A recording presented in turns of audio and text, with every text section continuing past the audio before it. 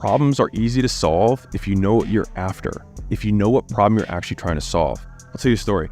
So I was talking to an entrepreneur who's doing about 10 million a year, and that was between all of his companies. And we were talking, and he mentioned one, and then he mentioned a second, they mentioned a third, they mentioned a fourth. I was like, dude, how many companies do you have? And he's like, oh, I don't know. I was like, you don't know? He's like, yeah, I have an Excel sheet.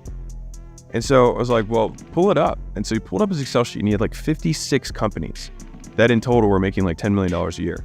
And obviously one of them was the biggest one that was doing like half of that revenue.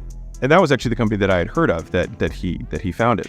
And I said, dude, if you just only had that one company, how easy would it be to like 5x that business? He was like, oh my God, if I didn't have these other 55 companies, it'd be a joke. I was like, so if I waved a magic wand and that happened, you think you could do it? And he was like, yeah. And I was like, then do it. You can wave the magic wand. You can end these other 55 partnerships so that you can do this one thing.